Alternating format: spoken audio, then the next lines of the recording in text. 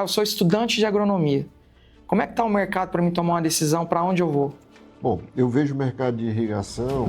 Para se implementar o manejo da irrigação de altíssimo nível, se a gente começar a falar aqui, é utópico, né? É impossível de ser implementado, algo muito complexo, para a gente, independente da cultura, colocando em prática tudo aquilo que nós temos disponível de ferramental.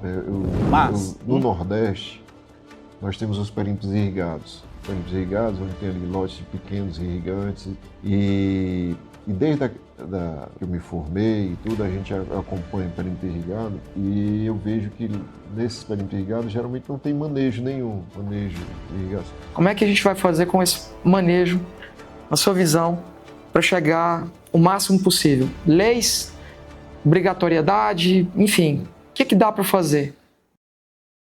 Olá pessoal, sejam bem-vindos ao nosso terceiro podcast aqui do Doutor Irrigação. E hoje eu estou com dois convidados que, na verdade, saiu um pelo preço de dois, eu diria assim, né? Eu vou contar um breve resumo sobre cada um, tá? Ele é agrônomo, tecnólogo em irrigação e drenagem, mestrado e doutorado, mestrado em irrigação e drenagem, doutorado em engenharia de sistemas agrícolas. Ele é marido da Giovana, pai da Heloísa. E a maior dificuldade que ele teve foi a perda do pai, né? E aí ele vai contar essa história. Ele é o Eusímio Fraga. Seja muito bem-vindo, Eusímio, aqui ao nosso podcast. Tá? E aí eu continuo a apresentação. Estou aqui também com um agrônomo mestrado em irrigação, doutorado em ciências da irrigação e drenagem, pós-doutorado em gerenciamento de áreas irrigadas. Ele é marido da Juliana e pai do Paulo e do Pedro.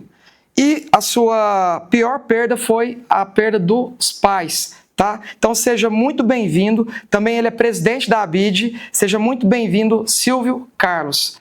É uma honra imensa tê-los aqui no nosso terceiro podcast aqui do Doutor Irrigação.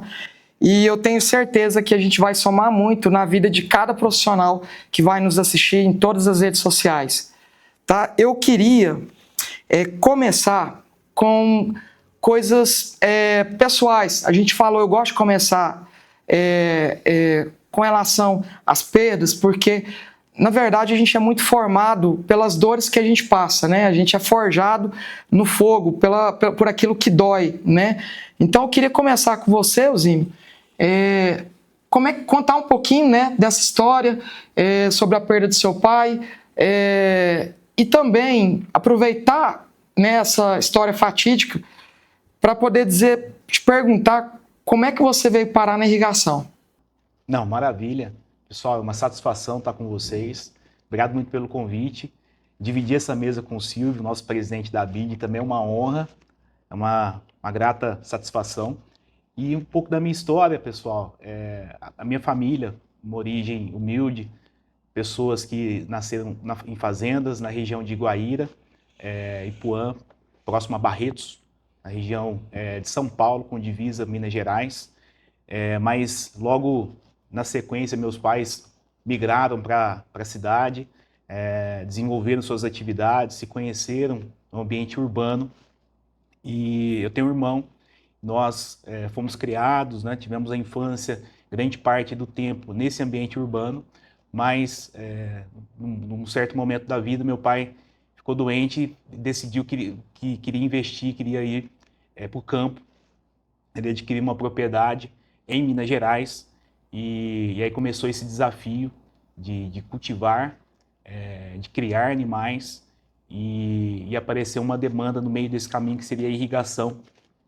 E a tecnologia e o conhecimento foi necessário. Na época, ainda hoje é complicado você encontrar informações, pessoas capacitadas que atuem na irrigação, e há 20 anos, 25 anos atrás, era mais complicado ainda. Então, meu pai encontrou uma dificuldade para achar na cidade uma revenda que trabalhasse com irrigação, um engenheiro que fizesse um projeto de irrigação, e ele encontrou no IFTM, antigo Cefet Uberaba, pessoas que estavam dispostas a ajudar, professores dessa instituição, que foram até a propriedade do meu pai e de uma forma muito diferente, né, eles se colocaram à disposição para executar o projeto de irrigação de forma gratuita e com uma contrapartida, né, que ele avaliasse, né, colocasse os filhos para estudarem nessa instituição.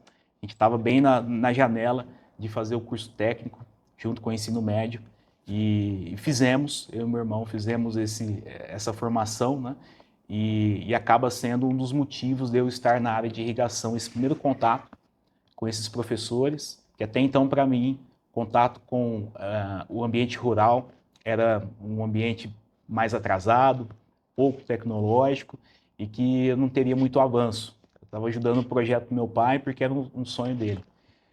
Mas já nesse primeiro contato com esses professores, foi necessário fazer um levantamento topográfico, um levantamento da altimetria da propriedade, que é um ponto bem importante para se fazer um bom projeto de irrigação. A gente pode discutir isso daqui a pouco, né? E eu vi que, opa, tem tecnologia envolvida aqui. Ele, na época, já levou uma estação total, e era um equipamento que, tendo um bastão com uma pessoa, uma outra que estava com o equipamento fixo, rapidamente definia as distâncias, a diferença de cotas, né? Então eu já fiquei surpreso com isso. E aí foi o início desse encantamento, né? Além da dificuldade de fazer o manejo da irrigação da cultura que meu pai, na época, se propôs a cultivar, que é bastante peculiar até hoje, que é a bucha vegetal. Bucha é tomar banho mesmo.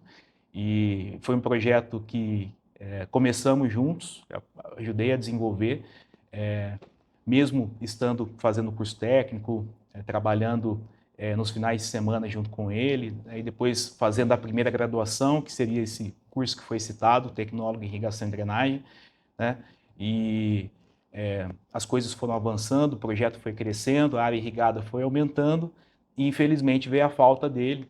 E aí vem a questão da dificuldade, eu tive que tomar uma decisão, estava iniciando o curso de agronomia, que seria dar continuidade nesse trabalho, nesse projeto, com a cultura da bucha, ou focar na graduação, né, e fazer bem feito, né? E a área de pesquisa era uma área que tinha me chamado bastante atenção, ser um pesquisador, e nada como ter o apoio da família, né?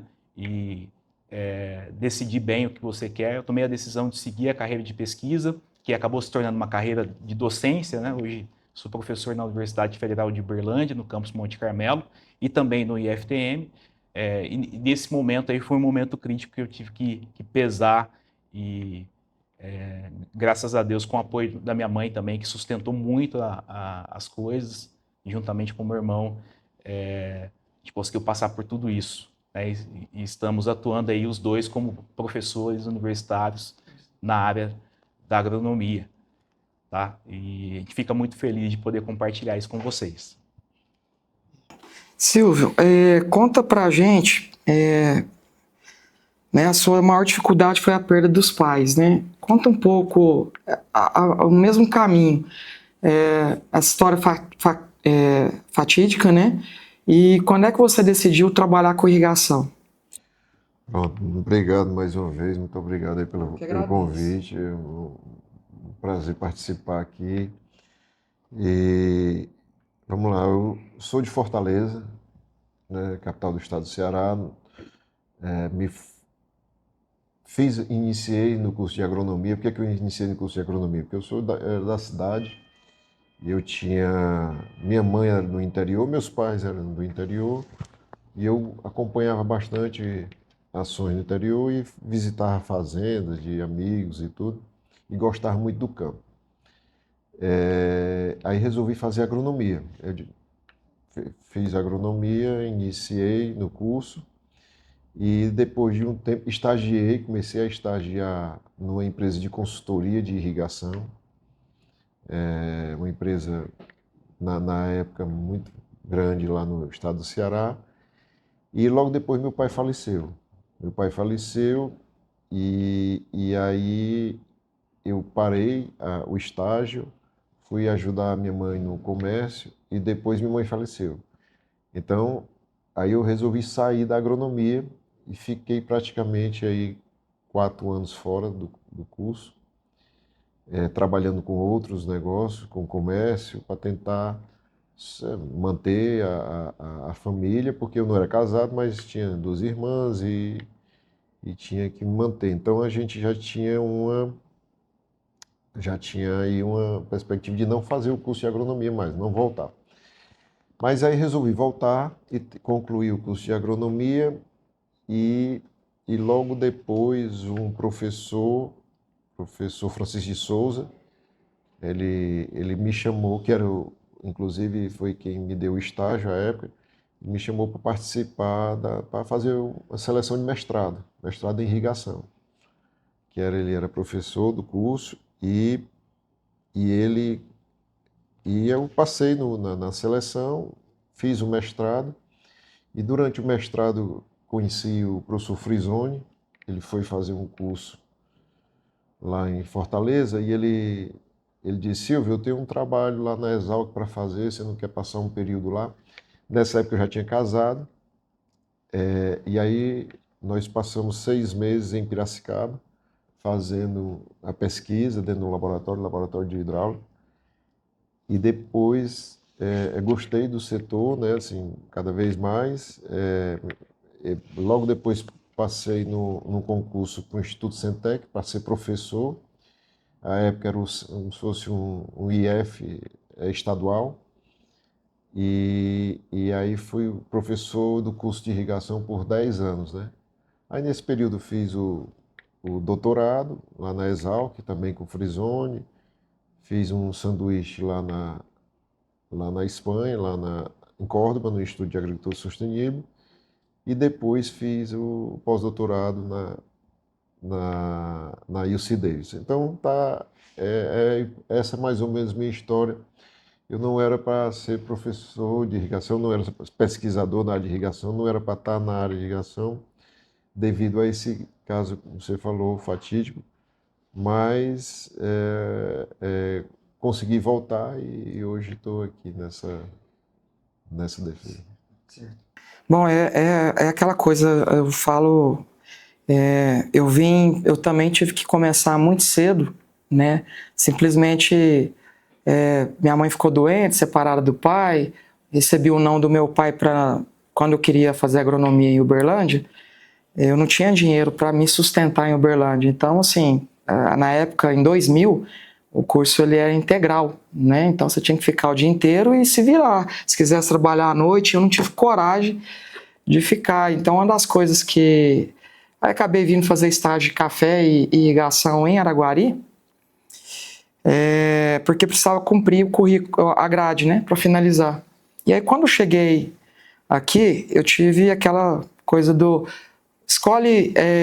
eu fiz bons estágios aqui em Araguari, que eu tive a oportunidade de escolher qual matéria eu poderia atuar, como extensionista de café, como a maioria sai e vai fazer, né? Você conhece como que a maioria, não sei se é porque é mais fácil, desejo, ou irrigação. Irrigação não é uma matéria que o pessoal que sai das universidades gostam ou querem fazer, né? E aí a gente já discutiu isso em outros podcasts também, mas eu talvez uma pessoa vai assistir um podcast, mas não vai assistir a outra, e eu gosto de repetir isso. Quando eu comecei há 26 anos atrás, já formado como técnico agrícola, um amigo meu falou: Rogério, não vai para extensão de café não, fica em irrigação, porque a área é muito boa.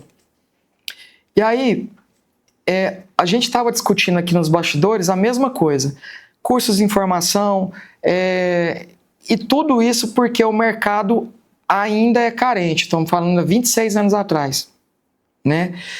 E aí eu escolhi irrigação por conta desse amigo meu, porque era um mercado que eu não ia ter concorrentes no mercado, né? Eu pergunto para vocês hoje, 26 anos depois, como é que está o mercado de irrigação para novos profissionais? Pode começar respondendo você, Silvio, que é presidente da BID, então você está diretamente ligado a tudo isso, né? Conta para nós, eu sou estudante de agronomia. Como é que está o mercado para mim tomar uma decisão, para onde eu vou? Bom, eu vejo o mercado de irrigação, o setor da irrigação, numa crescente. Eu observo isso e com um potencial muito grande para crescer, assim como o agronegócio do Brasil como um todo, né? Estamos passando aí por uma crise, questão principalmente a taxa Selic, alguns problemas o dinheiro está muito caro, mas o setor está muito demandado, é um setor que cresce, que o mundo precisa de alimentos e o Brasil está aí para mostrar. E no setor de irrigação, a gente ainda irriga muito pouco, o Brasil ainda irriga muito pouco, potencial para crescer é gigantesco, pelos números, né? Se a gente botar só os números hoje, a gente tem mais ou menos 10 milhões de hectares irrigados, potencial para 53, 55 milhões de hectares, ou seja, 5 vezes mais, e a gente cresce a mais ou menos 400, 450 mil hectares todo ano. Então é um universo, né, fantástico, uma oportunidade grande para a indústria, para os profissionais, para todo o setor que envolve a irrigação. E aí eu vejo como uma carreira promissora. Eu vejo também um aliado forte, a tecnologia chegando ao campo, né? A gente estava conversando há pouco sobre novas tecnologias, sobre inovação e tudo. Vejo que existe uma facilidade agora da internet no campo, né? O que era entrave. Eu participei de uma coisa bem interessante, que eu participei em 2011 de uma discussão lá na Califórnia. Eu não estava fazendo pós-doutorado ainda, fui só fazer uma visita ao Snyder, e uma grande discussão lá, participei de um seminário, era sobre a sucessão no meio rural, lá na Califórnia. Já era uma dificuldade, né? Porque ninguém queria ficar no campo, porque tinha o Vale do Silício ali próximo e tal. Logo depois, quando eu voltei lá em 2016, fiquei lá 2012, 2013, nessa época também o Euzinho ficou, 2013, né? Quando eu voltei em 2016 também para um evento, participei de uma discussão e justamente uma entrevista, o pessoal falando sobre isso, que agora o jovem queria estar no campo, porque tinha mais acesso a tecnologias, as fazendas agora eram um desafio para aquele jovem para ser empreendedor. Então, eu acredito que a irrigação tem um grande futuro no Brasil, é uma profissão que está se adequando, se certificando, a gente estava falando um pouco sobre certificação, tendo uma melhor qualidade e um maior profissionalismo. Então, eu vejo como uma profissão de futuro. Bom, Euzinho, quando eu olho para você, você faz parte, na minha mente, de professores que fazem alunos se apaixonar por irrigação. Porque você é o professor também Tangerino, né, que são entusiastas enquanto no meio acadêmico. Quando, eu falo assim, os seus alunos conseguem ver o brilho e a metodologia que você ensina, e aí você consegue enxergar já profissionais no mercado trabalhando, e eu culpo muito isso a você, que consegue pegar no meio ali de uma matéria que ela é uma matéria, vamos falar assim, que a maioria sai de lá falando, essa é aquilo que eu não quero trabalhar, e aí você consegue convencer esses alunos, puxar ele para o seu lado e falar, olha, isso aqui é legal, viu? Se você for, aí trabalha eles, fica com eles ali fazendo toda essa área de pesquisa, você envolve eles, estou falando acompanhando de longe, acompanhando você, os seus alunos, que muitas vezes na hora que eles seguem a gente começa a ver post deles, do campus de Monte Carmelo. Então você, com certeza, você consegue atrair talentos para a nossa área. Então isso primeiro tem que te parabenizar, porque eu num podcast com o Otávio, eu falei isso, como fazer, né, para esses alunos apaixonarem. Então nós estamos falando aqui de profissional, então o Silvio falou que esse mercado é gigantesco, ele tem potencial para poder quintuplicar de tamanho, né? E aí eu tenho certeza, pela quantidade de movimento que você faz, os alunos que te seguem, qual a dica que você deixaria para outros professores, talvez sobre metodologia? E eu sei que isso tem a ver com paixão, a paixão contamina, né? O que você diria para essa turma que ensina? para poder atrair mais para dentro, mais profissionais para dentro do setor? Nossa, pergunta muito boa. Acaba que tem que ser pelo exemplo, né? Se a gente está envolvido, se a gente quer desenvolver alguma atividade, né?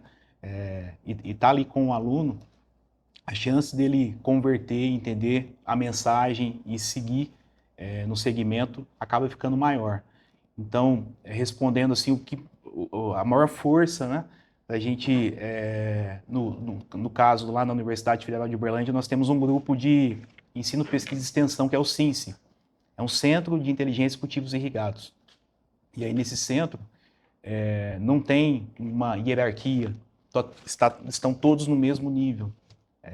O professor Eusímio, técnico do laboratório, quem está cursando mestrado, quem está começando a graduação ou quem já está concluindo a graduação, e posso até incluir quem já passou pela UFA, é um egresso, também é do CINSE, vai continuar participando do CINSE, né? E também não posso esquecer de outros professores que são parceiros de outras instituições que colaboram para que o CINSE continue existindo, né, e que existam as parcerias, né, os trabalhos com empresas e com próprias outras instituições, como o professor André Fernandes da Uniub. Mas, enfim, esse exemplo, acho que ele arrasta as pessoas, e lá na UF nós temos um espaço, acho que o espaço físico também acaba sendo um diferencial. Nós temos um laboratório nesse ambiente, né? As pessoas buscam estar por ali para ter uma troca de informação, se ajudar na condução de algum trabalho, de alguma pesquisa, e talvez não tem muito o que fazer naquele dia, naquela semana, mesmo assim vai para lá para tomar um café, né, e estar naquele ambiente, e isso acaba aproximando as pessoas, né, e não só pelo exemplo do Eusímio, mas pelo exemplo de um outro colega que está mais à frente fazendo um trabalho, as pessoas se ajudam e as coisas vão indo para frente, né. Acaba que o sucesso de alguns que já passaram pelo grupo também é algo interessante, né, que as pessoas vislumbram que é algo próspero, é algo frutífero o setor de irrigação, né. E do ponto de vista de ensino, convencer o aluno a entrar na irrigação, na disciplina de irrigação, talvez não seja um momento tão oportuno mais, porque é uma disciplina que é ofertada na nossa agronomia no 6º período, a pessoa já está caminhando mais para o final do curso, né? E eu percebo que quanto mais cedo a pessoa se envolve na área, no caso da irrigação, que ainda tem muitos detalhes, vai ser melhor para ela. Ela vai conseguir sair mais bem formada, né, e mais bem colocada, né? E essa atração do mais jovem, que está começando o curso, é algo que a gente busca enquanto grupo, né? Mas em sala de aula, já aconteceu, em alguns casos, a pessoa, opa, peraí, eu não tinha me atentado tanto à irrigação, né, e quero participar do grupo, quero participar do CINSE. E aí, um ponto eu acho que vale a pena compartilhar com os colegas, no caso essa é a minha opinião, né, a minha visão, né, a grade nossa é muito curta para talvez em 60 horas, talvez 80 horas, dependendo do curso de agronomia, ministrar irrigação e drenagem, todo o conteúdo. É impossível, é muito complexo a gente ir com profundidade em tudo que seria necessário. Então, acaba que, ao longo das ofertas dessa disciplina, em um momento inicial, meu foco principal seria o manejo da irrigação, sabe, Rogerinho? Porque a questão de projetos, pensando no principal sistema de irrigação Pivô Central, a gente tem software que faz muito rápido, avança muito ali, e aquele beabá daquela rotina de cálculos, né, toma muito tempo em sala de aula. É algo que eu deixei um pouquinho mais adormecido e focando muito mais a parte de manejo da irrigação, né? Porém, no caso, a nossa formação ela tem sido muito focada para a cafeicultura irrigada. E é uma cultura irrigada, na maioria das regiões, por gotejamento. E para se fazer o manejo da irrigação, o sistema tem que estar aferido, tem que ter sido bem dimensionado, né? Então, nos últimos 2 anos, além do manejo da irrigação, a gente tem dado uma atenção também para o projeto de irrigação localizada e a fertirrigação. E isso acaba sendo buscando atender as demandas de mercado, o pessoal chega querendo um profissional que seja um projetista. Não, mas eu não consegui aprofundar nisso, então é algo que tem que ser melhorado, né? E a parte de manejo, sem dúvidas, é algo que é um diferencial e que o mercado precisa cada vez mais. Faltam pessoas com essa visão de cultura, né? E acaba que o profissional de irrigação, muitas das vezes a gente associa a parte da hidráulica. Ah, vou trabalhar com irrigação, é hidráulica. Não é bem assim. Talvez grande parte dos profissionais que vão ser exigidos daqui para frente, eles precisam ter uma formação em fitotecnia. É um fitotecnista hídrico, né? Um fitotecnista que atua na agricultura irrigada. E não dá para trabalhar com multiculturas, né? Pelo menos no início de carreira. Tem que focar em uma, duas culturas para ter as questões específicas desse cultivo. Por exemplo, o café tem muitos detalhes para você conseguir fazer um bom manejo da irrigação, né, e da fertirrigação nessa cultura, né? E aí você tentar ser um especialista também na cultura do feijão, que vai ser um tanto quanto complexo, né? Enfim, focar numa cultura seria uma dica, e isso o mercado valoriza, né? Entrando um pouquinho na resposta da pergunta do Silvio, você me dá mais esse espaço agora? Claro. Em relação ao potencial de mercado, né? E que houve de mudança dos últimos 25 anos para cá, eu percebo, né? Então, lá atrás, quando cursei agronomia, até tem um colega que está acompanhando a gente aqui, está nos bastidores aqui, o Vinícius Rezende, nós nos formamos no mesmo ano, né? E aí, num universo de mais de 100 formandos, 2 pessoas foram trabalhar na irrigação. Um percentual relativamente baixo, né? Num curso de agronomia, que é em Uberaba, na faculdade FASU, que está num meio próximo a fabricantes. Lá tem a Valmont, e num ambiente que tem bastante pivô central, tem bastante área irrigada. Então, isso é um percentual pequeno, né? E por que não atraía tanto naquela época, né? E por que hoje tem atraído um pouco mais? Na minha visão, muito do que o Silvio trouxe, uma mudança de perfil dos técnicos que estão indo para o campo, um desejo de trabalhar com mais tecnologia, e a irrigação, naturalmente, é um setor tecnológico, é um setor faminto por tecnologia.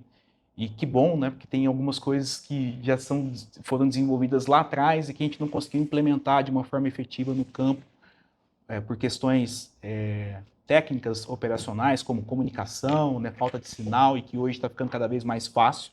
E essas pessoas querem trabalhar com isso.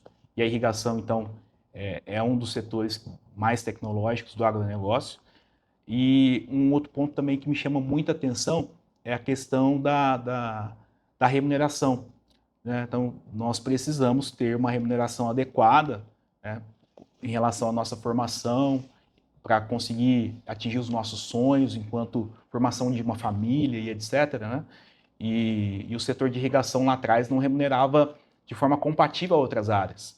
E aí talvez a pessoa saía apaixonada pela irrigação, entrava no setor de irrigação, ficava ali 1, 2, 3 anos, né? E acaba que o profissional que atua na engenharia, né, que a irrigação tem muito de engenharia, é alguém que consegue trabalhar muito com dados, uma pessoa muito racional, lógica, e os outros setores ficam atraídos por esse profissional, né? E no passado essas pessoas saíam da irrigação e iam para outras áreas, nutrição, fitossanidade, né? E com essa mudança de remuneração que tem acontecido, e até parabenizo o setor por essa mudança, tá? Muito legal isso. Então não adianta a gente pensar talvez só na venda, né, na comercialização e reduzir a margem. Talvez tem que ter uma margem maior para que o setor como um todo cresça e se sustente, né?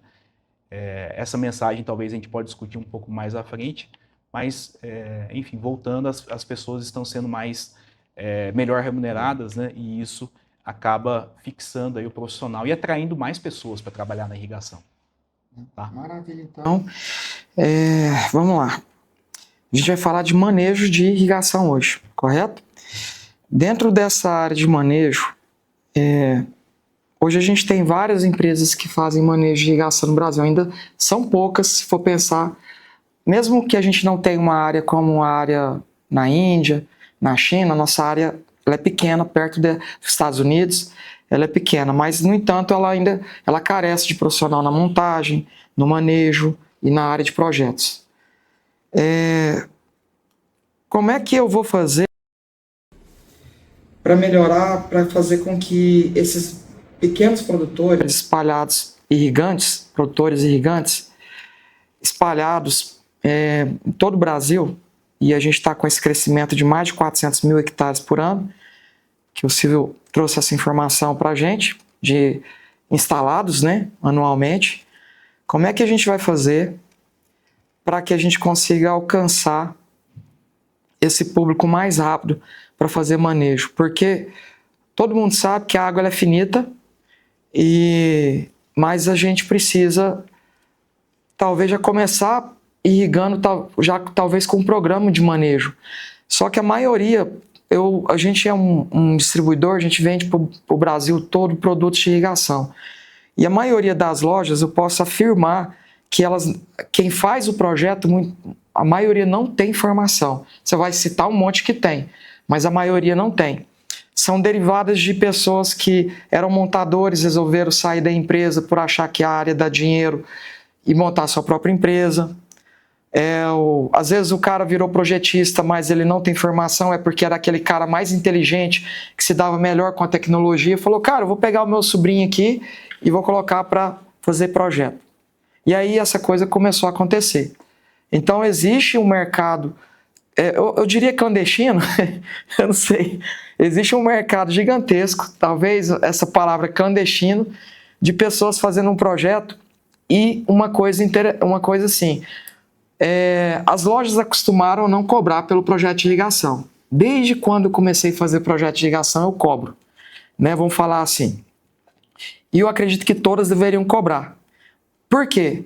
Porque eu sempre falo, quando você vai num médico, é lógico que tem o programa do SUS e tudo, mas é pago por alguém para fazer aquilo. O cara abre uma loja, né? Enfim. Então já estou abrindo muito leque aqui, deixa eu voltar aqui para a pergunta. Como é que a gente vai fazer para esse manejo de irrigação chegar a pequenas propriedades e até grandes propriedades no Brasil? Eu conheço grupos com 6 mil hectares que não tem manejo de irrigação na cafeicultura. Poderia citar o nome aqui, mas lógico que eu não vou falar. Podemos começar com você, Silvio. Como é que a gente vai fazer com esse manejo, na sua visão, para chegar o máximo possível? Leis, obrigatoriedade, enfim, o que dá para fazer? Bom, vamos lá. Tentar contextualizar, assim, fazer um históricozinho do que tem acontecido no Brasil ao longo desses anos.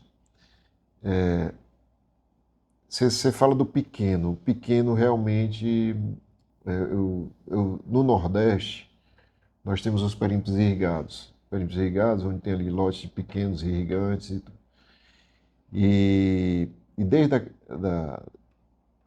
que eu me formei e tudo, a gente acompanha o perímetro irrigado e eu vejo que nesses perímetros irrigados geralmente não tem manejo nenhum, manejo de irrigação.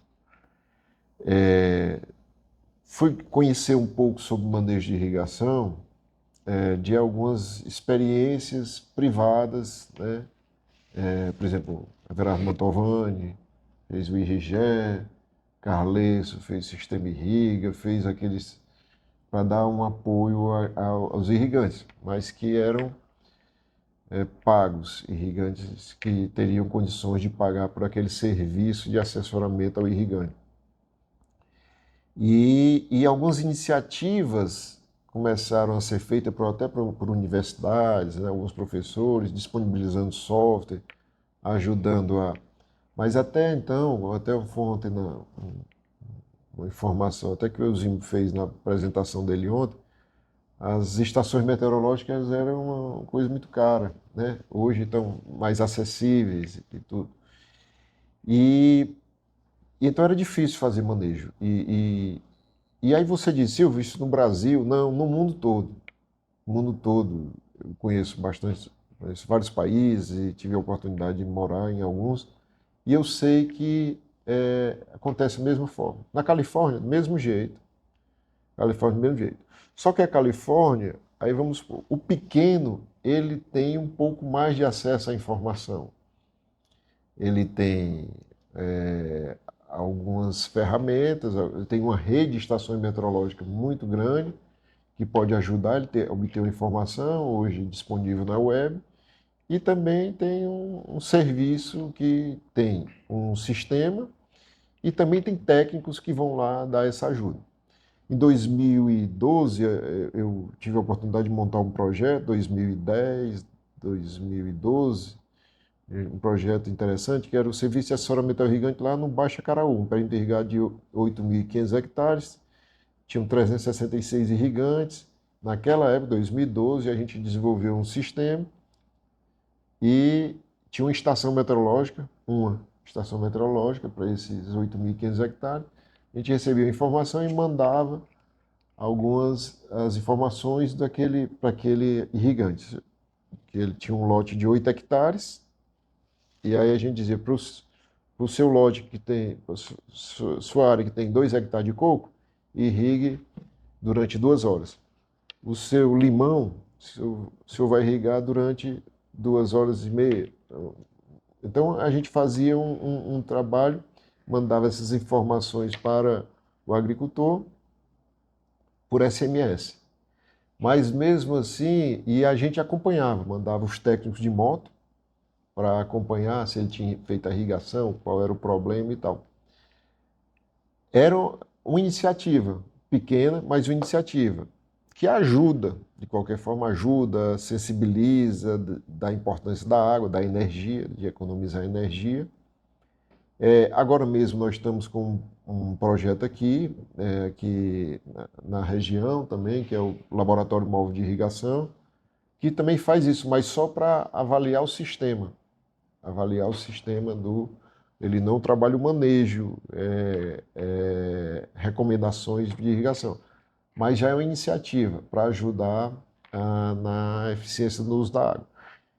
Então, e o Brasil todo, e, por exemplo, agora existe uma iniciativa do Ministério, também, do Ministério da Integração e Desenvolvimento Regional, para desenvolver um software, né, que é um sistema também de apoio ao irrigante, que vai estar disponível em breve, para que ele possa também ter essas informações.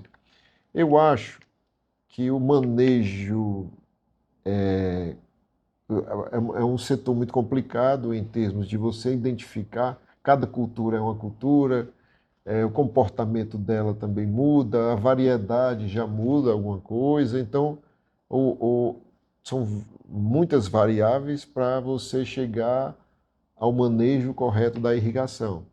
Então, por isso que eu sou daquela teoria de que qualquer iniciativa boa, né, com um embasamento científico, vale, ajuda naquela irrigação com maior precisão, maior eficiência. É isso que eu penso sobre manejo de irrigação e o que é que pode ser. Quais são os caminhos que a gente vai ter daqui para frente? Concordo com você. Projetos, né, a gente às vezes, vamos dizer assim, desmerece o projeto, entrega qualquer projeto para aquele irrigante, às vezes não vai nem na fazenda daquele irrigante para ver nem a topografia, né? Então faz o dimensionamento só entrega para ele, entrega os equipamentos, quando vai entregar os equipamentos às vezes não tem o equipamento completo, faz um substituto, ou seja, já desregula ali os emissores são todos diferentes, às vezes numa linha, e você tem, ou seja, tem um setor desorganizado e até desonesto com o agricultor, né? Então, acho que precisa ter essa melhoria da qualidade, é isso que a gente tem defendido lá na ABID, né? Para que a gente tenha aí uma irrigação com maior profissionalismo. Bom, Falando assim, eu sempre pensei, há anos atrás, eu pensei com relação a porque o fato da gente dar o curso de projeto de irrigação, vem pessoas de várias formações. O nosso curso ele é aberto para qualquer formação.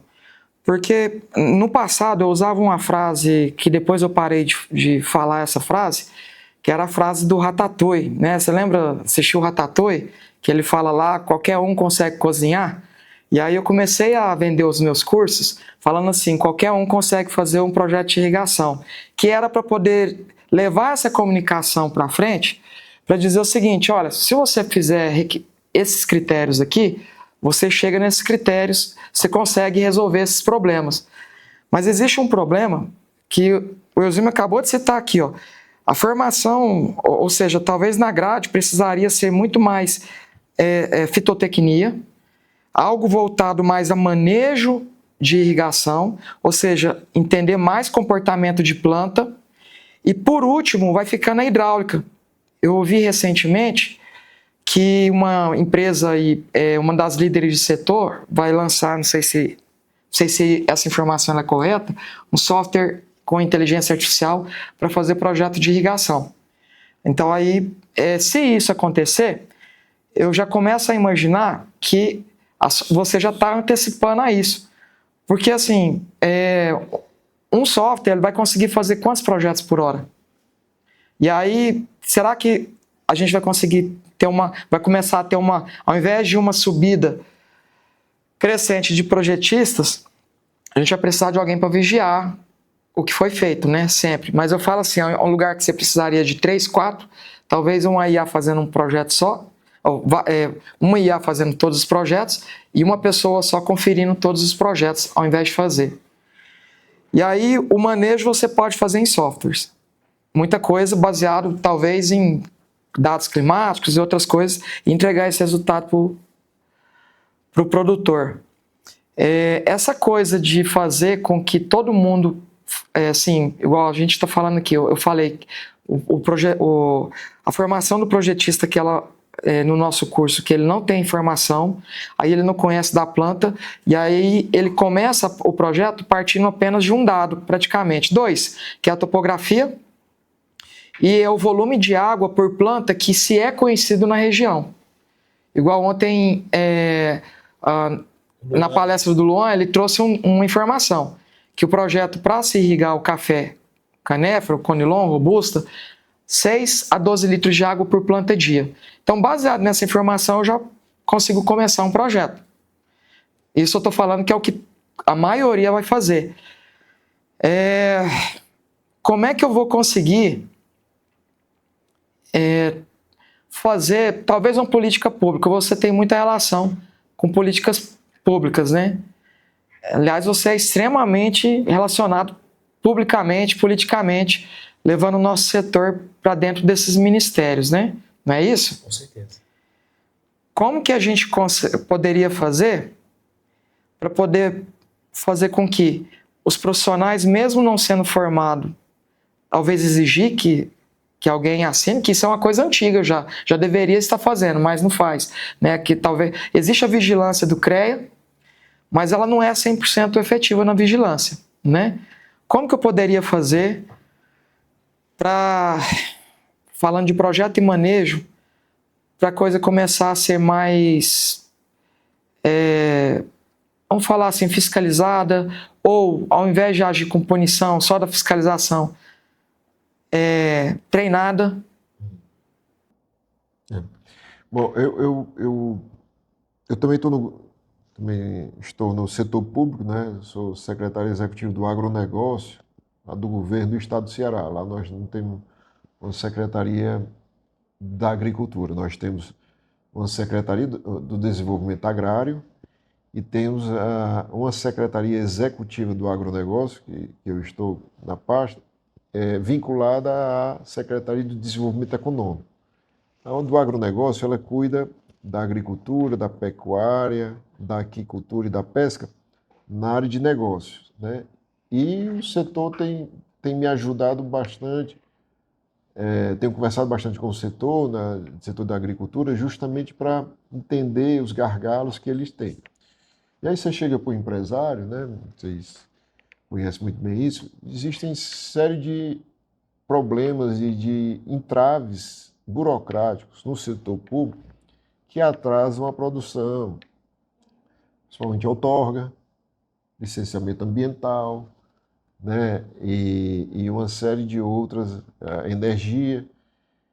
E aí a gente precisa entender uma forma e buscar uma forma eficiente de que a gente possa exigir sem complicar, sem burocratizar. Porque se a gente, às vezes, a gente vai trabalhar uma lei, uma política pública, e que é para melhorar o setor, mas pode ser que ela venha impactar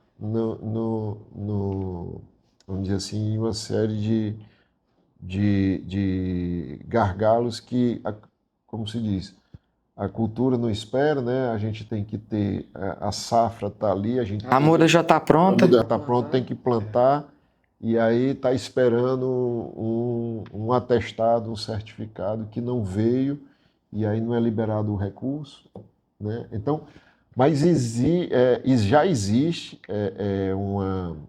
vamos dizer assim, uma sinalização dos ministérios da Agricultura, do próprio Ministério da Integração e Desenvolvimento Regional, da própria Agência Nacional de Água, uma preocupação maior com essa qualidade da irrigação que a gente está praticando no Brasil, né? E que aí tenhamos responsáveis técnicos por isso, que possam assinar e possam dar essa validação de que aquele projeto é bom, que aquele projeto é eficiente, que aquele projeto vai dar o resultado.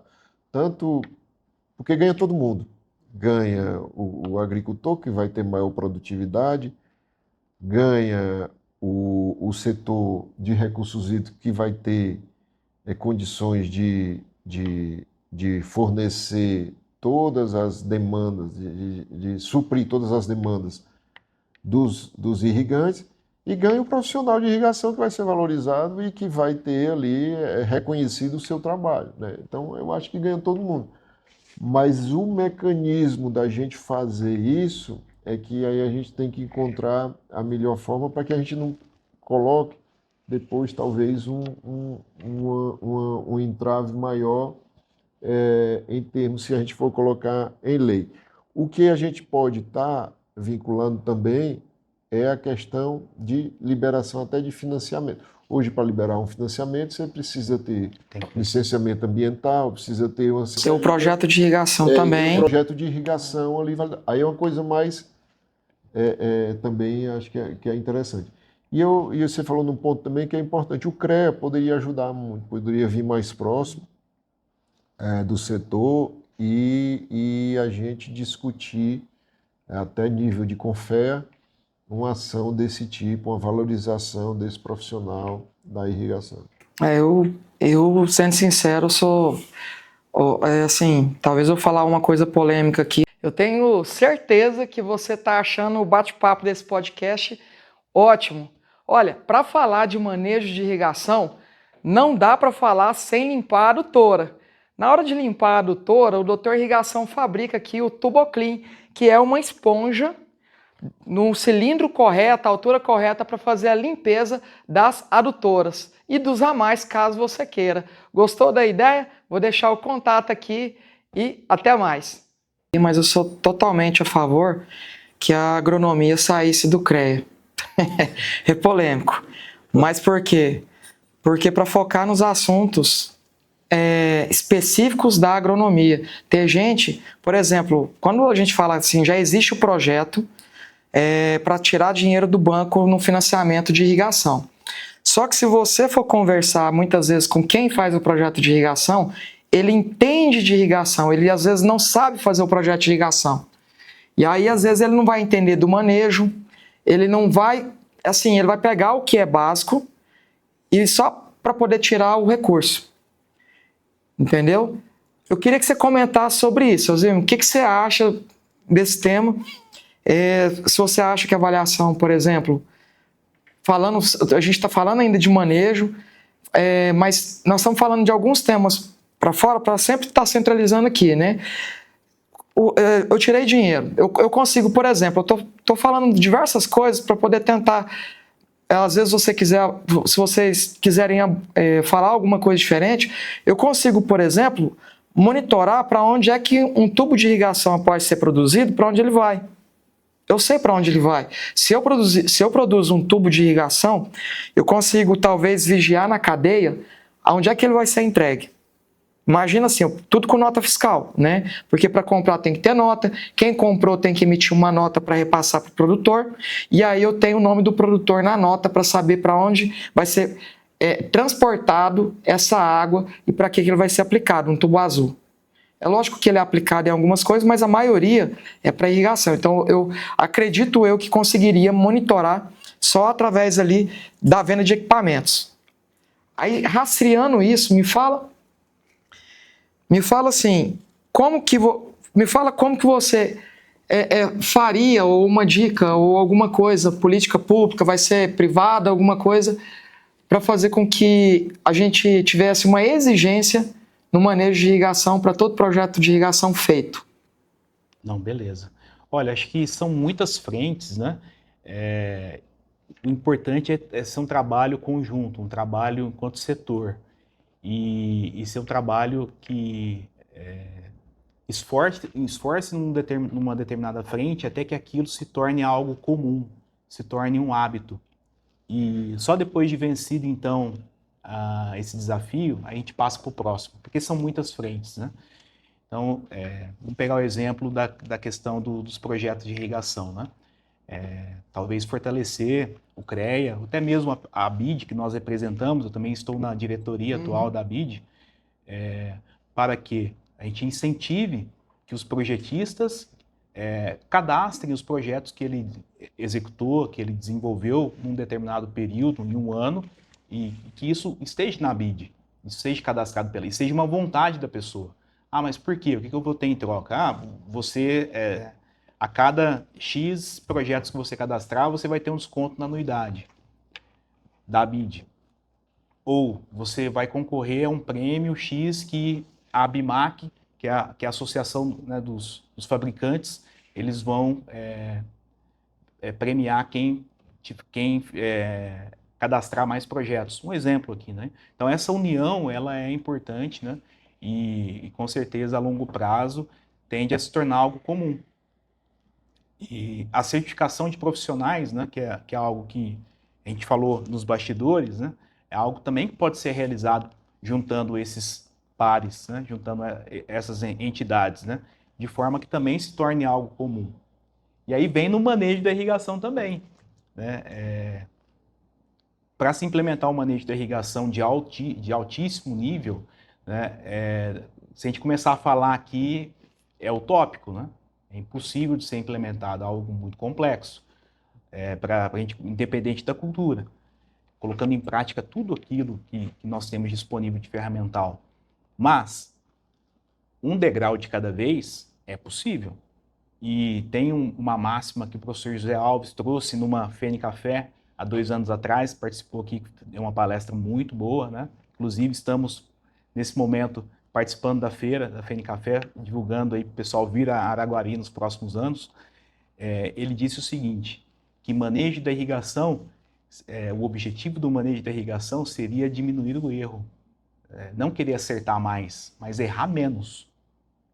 Então, eu não faço nada de manejo de irrigação. Tem um pluviômetro já?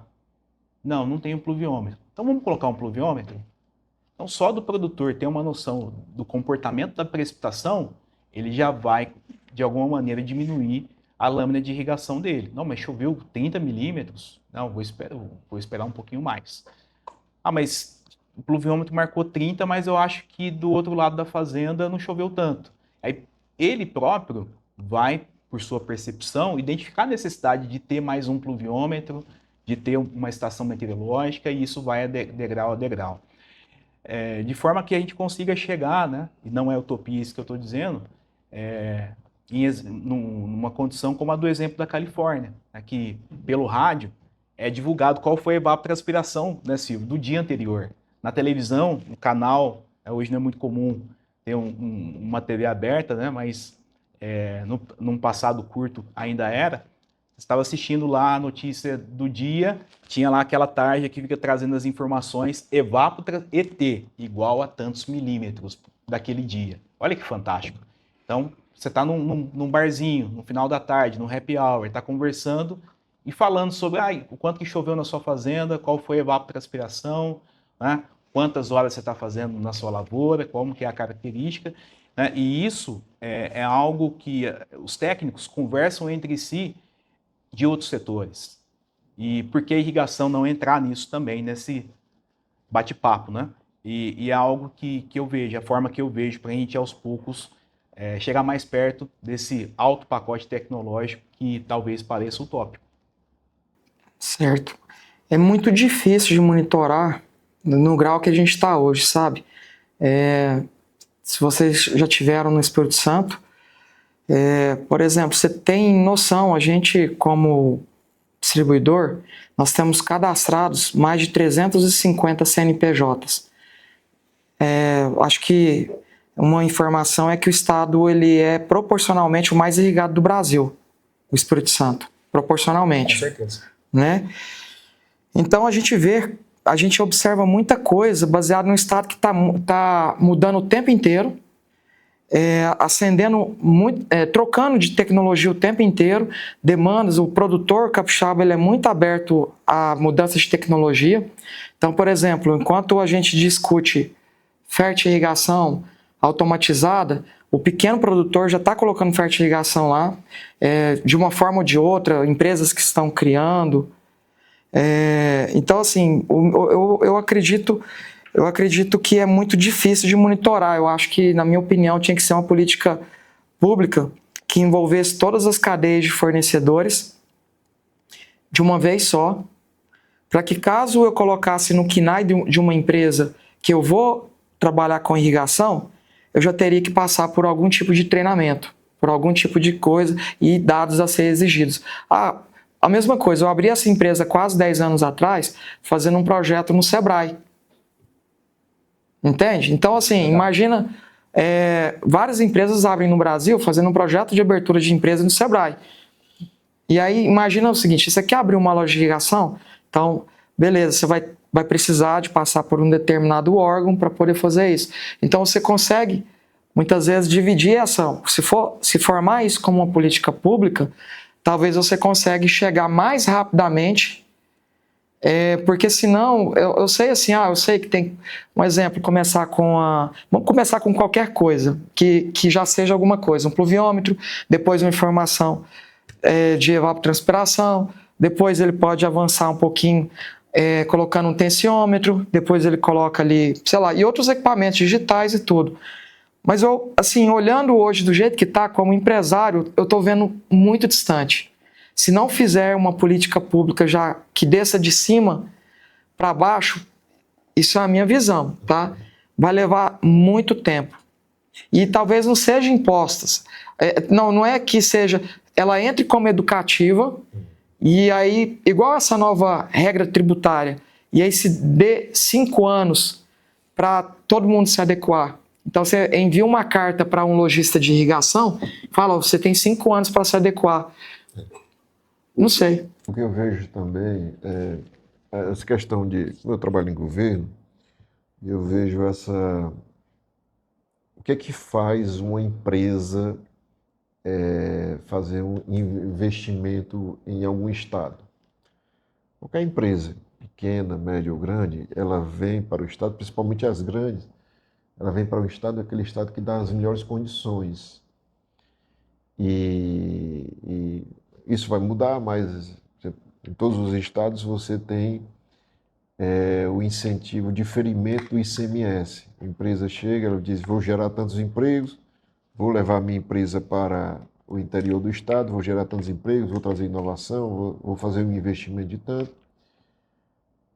Mas para eu chegar aqui eu preciso, o ICMS que eu pago, eu quero ser diferido aí de 70%, 75%. E aí existe uma regrazinha, pelo menos no Ceará temos, de pontuação para aquela empresa. Ela vai gerar tantos empregos, ela vai fazer um investimento de tanto, ela tem inovação, ela está a 200 quilômetros de distância da capital. Aí compõe essa regra, você tem um benefício diferenciado de outra empresa que não tem tanta inovação, vai gerar menos emprego, está na capital, então ela vai perdendo ponto. E eu acho que aí você poderia ter para aquele irrigante, aí uma lei, por exemplo, inteligente, poderia ser desse tipo. Para aqueles irrigantes que têm uma série de qualificações, de benefícios, de certificados validados e tudo, ele pode ter um desconto, um juro menor no empréstimo bancário, um juro subsidiado. Vai pegar um recurso no estado, no Nordeste nós temos o FNE, né, o Fundo Constitucional do Nordeste, que são juros diferenciados para quem está no Nordeste ou no norte de Minas, aqui Montes Claros, entra nesse... Quase a região da Sudene. Da Sudene, exatamente. Aí você pode tomar esse crédito com juros subsidiados. E se você é inovador, aí você vai começando a pontuar também. Tem os juros, se fundos de inovação também você tem juros diferenciados. No caso da irrigação, poderia também. Se você vai montar um projeto de irrigação, esse projeto de irrigação tem alguns certificados, alguns atestados, aí ele pode ter juros subsidiados. Aí isso aí tinha que ser via lei federal, tinha que trabalhar os deputados e tudo, e pode ser feito, e eu acho que a BID pode... Talvez até a outorga pode ser mais em conta, né? Tem um desconto no valor da outorga. Também né? o outorga, aí é a nível estadual, a outorga também a federal e tal. Mas você poderia ter alguns benefícios com essa valorização da irrigação. Boa ideia. Alguns Ter menos caráter punitivo, mas mais um caráter que premia quem está tentando fazer certo. Por exemplo, o Elzima acabou de lançar aí uma ideia, por exemplo, de projetistas nacionais, e eu gostei da ideia, eu estou sem papel aqui, mas eu vou anotar isso aí para a gente tentar uma coisa interessante, né? Aquele projetista de irrigação que fez vários projetos e ele merece ser reconhecido, merece ser premiado, uma coisa desse tipo aí. E assim como as empresas, tem empresas que fizeram projetos e podem ser premiadas e tal. Isso tudo a gente pode... Se tiver um banco de cadastro de projeto e colocar o nome da pessoa, mesmo não sendo, a gente está falando aqui de mesmo não sendo formada, mas conseguir atrair todo mundo, pode ser... né? uma sinalização desse tipo aí. Eusêmio, você é especialista em manejo de irrigação para cafeicultura, tô correto? Sim. Destrincha para nós, então, como é que eu faço manejo para café irrigado? Rapaz, pergunta boa. Olha, tudo começa pelo projeto de irrigação. Você tem que conhecer bem o seu sistema de irrigação. Vou comprar o projeto de irrigação, o projeto tem que ser bem concebido e alinhado às suas características de solo, clima, disponibilidade de água, qualidade da água, disponibilidade energética. Né? Então tem questões da cultura mesmo, né, de variedade, né, questões agronômicas que são importantes para você ter um projeto que atenda bem grande parte do período que você vai irrigar. Já tendo o sistema instalado, ou pegando o sistema que já está instalado, você tem que conhecer como está o funcionamento desse sistema. Então, não tendo as informações de taxa de aplicação, se a vazão do sistema ela permanece como a vazão de projeto, né? Porque o sistema de irrigação, a gente costuma brincar que é quase como um ser vivo, né? Então, ao longo do tempo, o comportamento dos gotejadores, dos emissores, do bombeamento, né, pode não estar compatível com a informação inicial e você tem que ter essa nova informação para seguir com o manejo da irrigação, para parametrizar a sua decisão de irrigação. É um exemplo bem clássico, os gotejadores, os emissores dos tubos gotejadores. É muito comum a gente identificar a campo um aumento de vazão. Então, quando você compra lá, o emissor tem uma vazão de 1,5 litro hora. 1,6 litros hora. E aí, depois de alguns anos de uso, essa vazão média, ela naturalmente, de uma forma corriqueira, é comum identificar um aumento de 10%. E aí, o seu projeto aumentou ou não os 10%? Se aumentou os 10%, você pode diminuir 10% do seu tempo de irrigação. Você tem que diminuir, né, 10% do seu tempo de irrigação. Então, a questão do sistema é uma base aí para você iniciar o seu manejo. Tá? E aí, indo direto a questões do café, né, é importante que você entenda até onde está o sistema radicular, a profundidade efetiva do sistema radicular. A gente já fez alguns trabalhos assim de sujar a botina, que seria você abrir uma trincheira ou até mesmo utilizar um trado para entender como está a densidade de raízes, e é importante que você monitore as raízes do café como um todo, mas as mais finas, elas são as mais importantes, são as efetivas mesmo de absorção de água, né? E nesses trabalhos que nós realizamos a campo, é muito comum identificar para café arábica adulto profundidades efetivas, onde tem em torno de 70% a 80% do sistema radicular, uma profundidade entre 60 e 80 centímetros. Tá? É bem comum você encontrar esse tipo de profundidade. E aí, em cima do seu manejo da irrigação, você vai, se você estiver utilizando um tensiômetro, por exemplo, você vai hidratar o solo, pensando numa lâmina de irrigação que após o evento de irrigação você tem uma modificação da tensão de água no solo, da umidade do solo, até nessa profundidade que está o sistema radicular, né? Que é uma zona que você quer manter úmida, né? É o volume de reservatório que você quer atingir, tá? Me dá uma definição de manejo de irrigação. Manejo de irrigação é um conjunto de estratégias que te ajuda a ofertar água no momento correto e na quantidade correta, buscando maximizar os recursos que foram disponibilizados ali, né, para a sua cultura, e aí esses recursos a gente pode colocar aqui os principais, os hídricos, no caso a água, e os energéticos.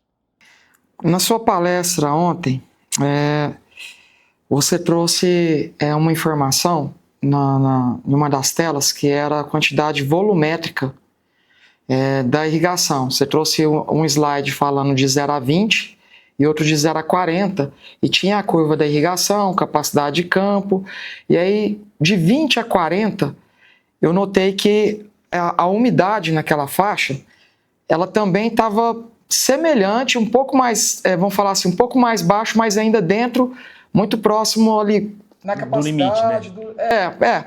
Mas assim, e o café, ele tem uma característica, a gente usa praticamente 2 equipamentos para fazer a medição, geralmente, né, 0 a 20 e 0 a 40, para fazer a medição da umidade em profundidade. É o mais comum. É o mais comum. O ideal teria ser você ter, como eu disse que a raiz está mais profundo, o ideal seria você ter também o de 40 a 60. De 40 a 60. Mais profundo ainda. Seria bom ter. Quando a gente fala de raízes efetivas, é onde acumula, eu poderia dizer que é onde acumula 80% das raízes? Isso. E ela fica até que profundidade no café? Fizemos algumas avaliações a campo, fica entre 60 e 80 centímetros arábica adulto. Então, se eu tivesse... Tá, então eu precisaria estar concentrando água e adubo nessa faixa de 60 e 80 centímetros. Aí, quando eu uso um tensiômetro de controle, para ele ficar ali a 0,20, tenta explicar para quem está nos assistindo se é necessário, aí vem a pergunta baseado nos slides que você estava apresentando. Eu preciso manter a umidade e em que quantidade, talvez o teor de umidade, na profundidade no solo, para café. Entendeu a pergunta? Entendi. A que profundidade eu preciso manter uma quantidade de água para o café? Porque, na minha cabeça, o jeito mais simples de talvez explicar para o produtor é que uma vez que você já saiba a profundidade efetiva, se você souber a velocidade que ele desce, quando você chega até aquele momento de irrigação, você desliga o sistema. Certo. Mas eu queria que você explicasse isso. Tá certo? O que seria melhor? Olhando, vamos dizer assim, baseado no enxadão. Pegar um enxadão e eu quero fazer um manejo visual. Onde que eu tenho que acompanhar essa água descendo pelo perfil de solo no café. Perfeito, perfeito. Então, quando você realiza um evento de irrigação, depende muito do tipo de solo. Dependendo do tipo de solo, você pode ter uma infiltração diferenciada. Se for um solo muito arenoso e você tiver com um gotejador com uma vazão muito baixa para esse solo, a água vai avançar na vertical e não vai avançar tanto na horizontal. E esse solo ele tem uma permeabilidade, ele é drenoso, ele é tão drenoso que a água passa pelas camadas superficiais e não dá tempo, vou usar esse termo aqui para ficar mais fácil de entender, de preencher os espaços vazios do solo da camada superficial e mesmo assim a água vai para baixo, tá? Vejo tão complexo, né? Então talvez você está irrigando, a água desce, chega na camada de 40 e no de 0 a 20 não atingiu a capacidade de campo, porque aí você tem uma limitação do seu projeto de irrigação, do arranjo do seu gotejador, né? Ele foi dimensionado de uma forma inadequada. Então, talvez nesse caso, você teria que trabalhar com uma vazão um pouco maior. Mas se eu trabalhar com uma vazão um pouco maior, eu tenho que distanciar os gotejadores para manter a lâmina de projeto. Aí fica um imbróglio, né? Você fica entre a cruz e a espada para fazer o manejo, e por isso que é tão interessante trabalhar com manejo, né? No solo argiloso, acontece ao contrário. E aí talvez fique até um pouco mais fácil de você trabalhar. Você tendo um gotejador de uma vazão mais baixa, ao buscar fazer um evento de irrigação, é mais fácil nesse movimento da água no solo, nas camadas superficiais, a umidade ficar alta e atingir um máximo de armazenamento, que seria a saturação, depois capacidade de campo, né? E só depois, talvez, que isso aconteça nas camadas superficiais, que a água vai para baixo. E aí, do ponto de vista de explicação, né, do ponto de vista didático, o exemplo do solo argiloso é até mais fácil de explicar para alguém, para a pessoa entender o conceito aí de movimentação de água no solo. Tá? E aí, respondendo a sua pergunta, eu tenho lá instalado o sensor. Como é que eu vou tomar a decisão, né, se está bom, se não está, se tem que irrigar mais, se não tem que irrigar? Pela minha experiência, não dá para você conferir manejo via solo só com uma profundidade. Esse é um ponto inicial. Então, se você instalar o sensor na camada 0 a 20, só um sensor camada 0 a 20, e você tem lá as informações em função da textura do solo, qual que é o nível ideal de umidade e o nível crítico de umidade, né? Imaginar que você estabeleceu, e aí você está realizando as irrigações.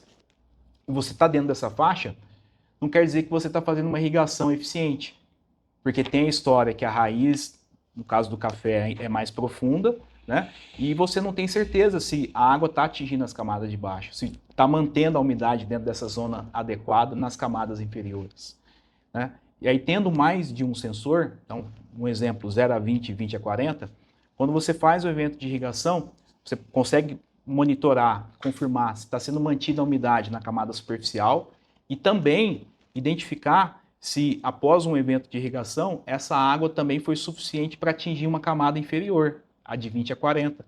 Né? E se for o desejo a água chegar lá também e manter a umidade lá, você vai perceber que isso está acontecendo. Então, naquele slide, né, infelizmente agora aqui não dá para mostrar para o pessoal, a gente mostrou o comportamento de um ano dos dados de umidade, de tensão ou de umidade, né? Na camada 0 a 20 tinha um gráfico e tinha o da camada 20 a 40. E deu para ver que na camada 0 a 20 a umidade ela foi sustentada, ela ficou um pouco mais alta, né? Então, pensando num tanque de combustível, o nível do reservatório do tanque de combustível ficou um pouco mais alto, porque estava irrigando, mas essas irrigações tinham também que afetar de alguma maneira na camada 20 a 40, né? Sim, influenciou. A umidade ela foi aumentada e mantida por quase sempre ao longo do manejo da lavoura que a gente mostrou. Porém, teve uma janela, né, que mesmo irrigando, estava muito quente. Na camada 20 a 40, a umidade ela subiu, mas depois em alguns dias, num período, ela continuou caindo. indicando o quê para quem está ali fazendo o manejo? Que naquela semana, naquele período ali, a irrigação foi deficitária. Estava irrigando, mas não era uma irrigação que conseguiu manter a transpiração potencial da cultura. E veja que interessante, né? Até muita gente tem a impressão que para dar um estresse na cultura eu tenho que cortar a irrigação, parar de irrigar.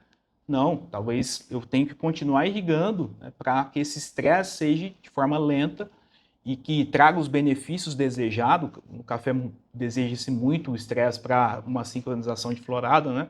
Mas tem que tomar um certo cuidado, porque às vezes esse estresse ele não pode ser muito drástico e a irrigação acaba ajudando a sustentar isso, tá?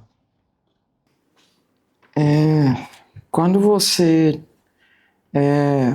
qual a porcentagem que eu poderia olhar? É o seguinte, tensiômetro de 0 a 20 ou uma camada de 0 a 20 com o sensor, a parte de 20 a 40, quantos por cento deveria...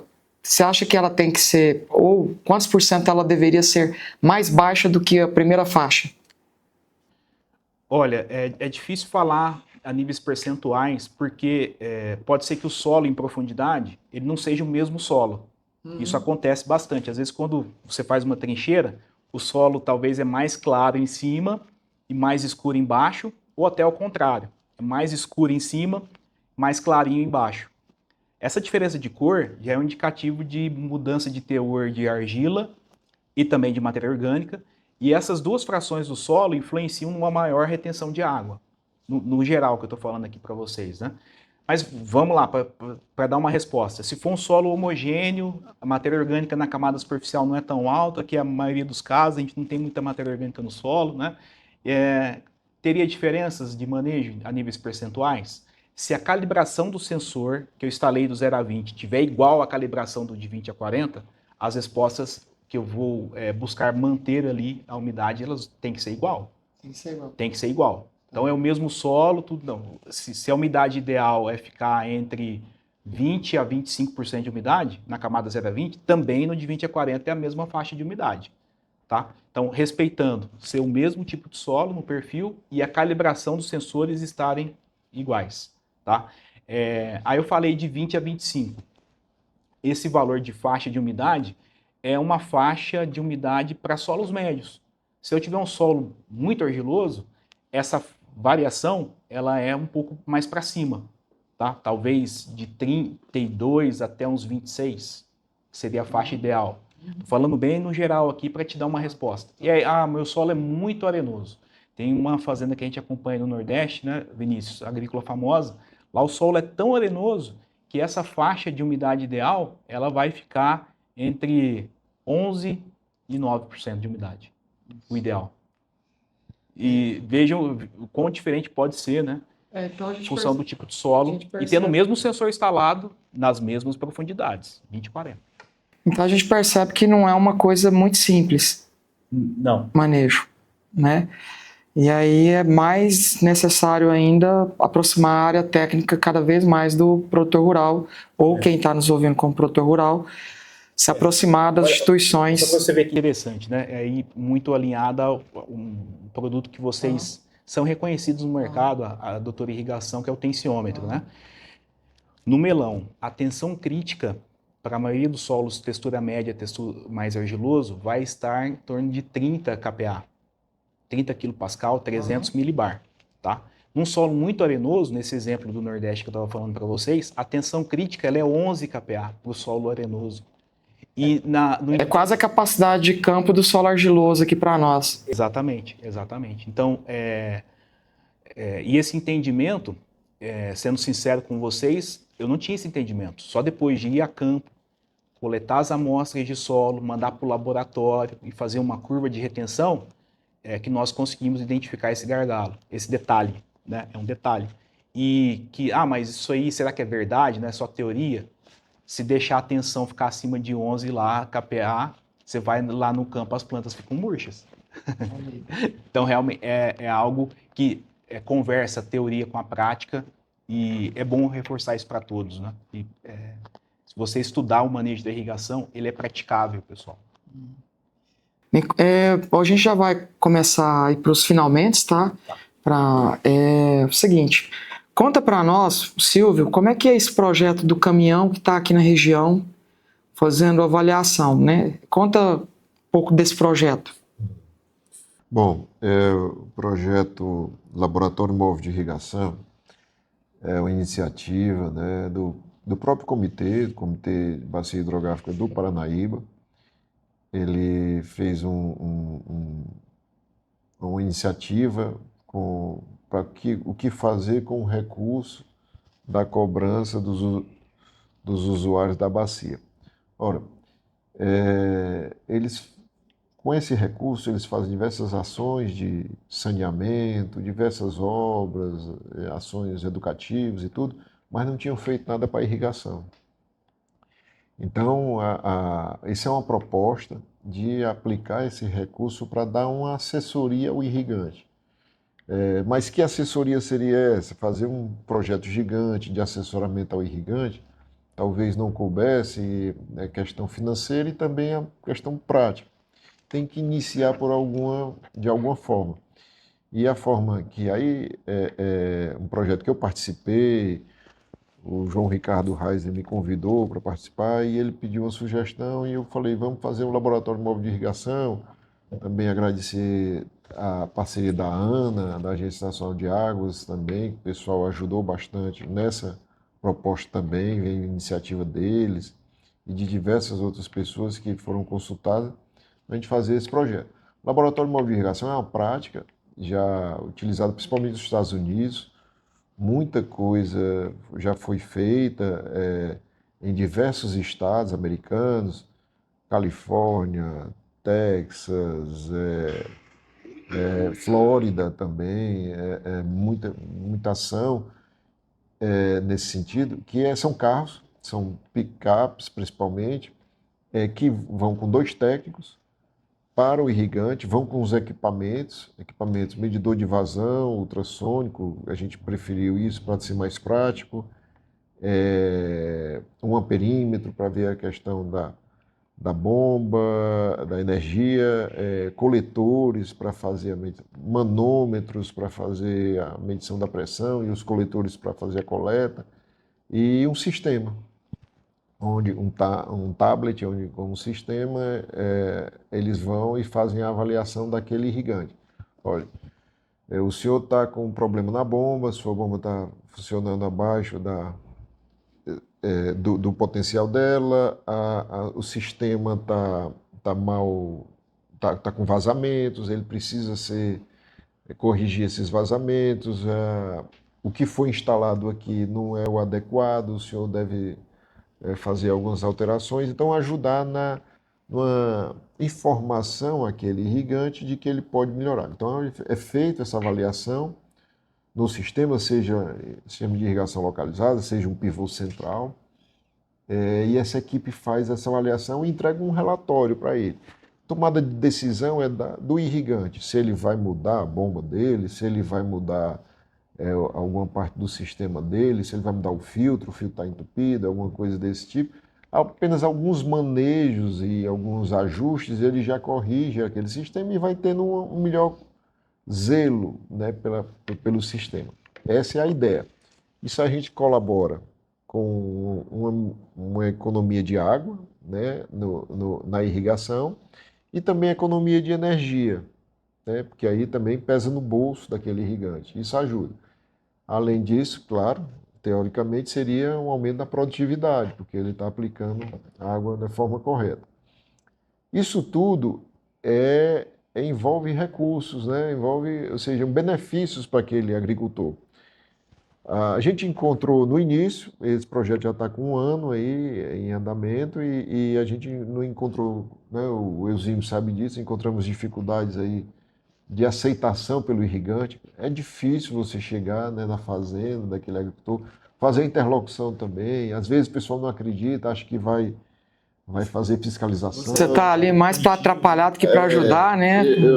Eu não lhe pedi esse serviço e tal, mas quando ele é assessorado, quando ele tem o serviço, ele recebe o serviço, ele gosta, né? A maioria gosta.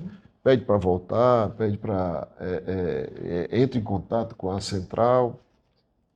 E eu acho que é uma iniciativa única no Brasil, é uma iniciativa pioneira, gratuita, né? Esse trabalho é gratuito para aquele irrigante.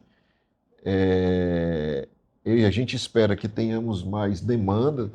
Nós estamos aqui com ações aqui em Minas Gerais, né? Aqui em Monte Carmelo,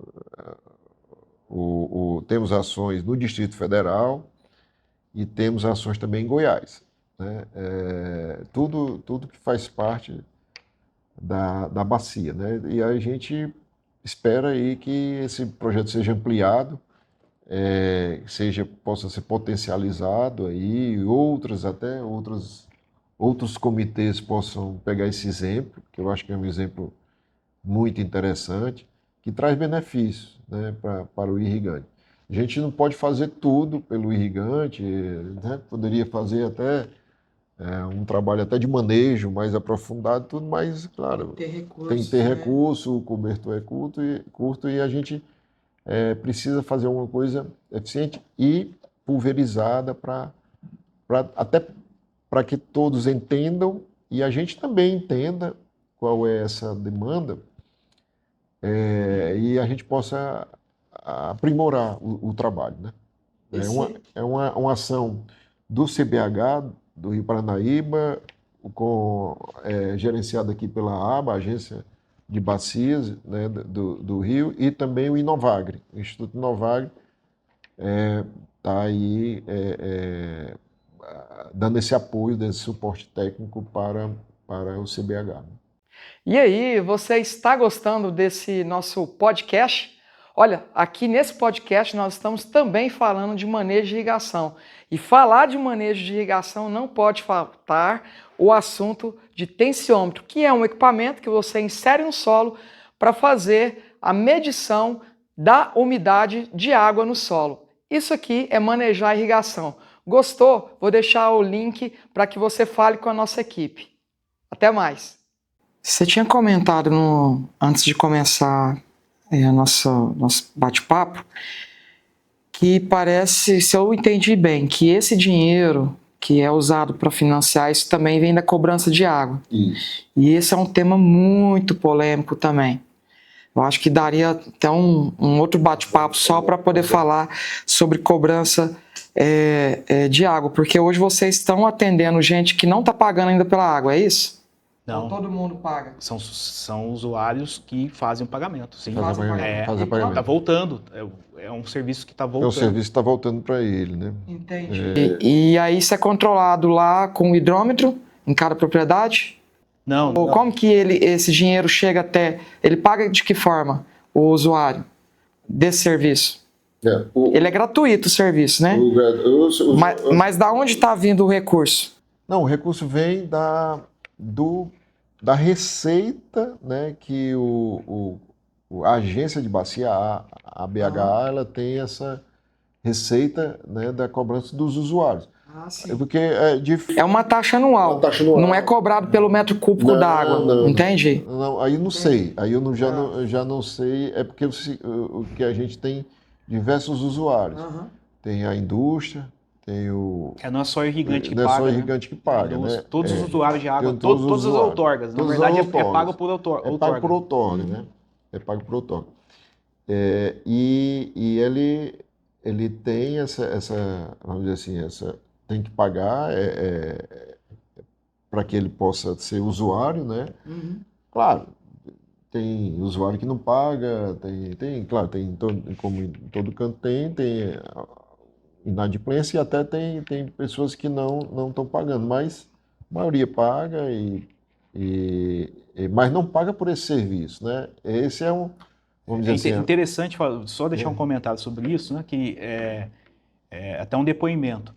Quando lá atrás eu ouvi a primeira vez sobre cobrança do uso da água, por coincidência foi esse comitê de bacias, o Araguari, que hoje existe uma agência de bacias que é quem faz a regulamentação do uso do recurso.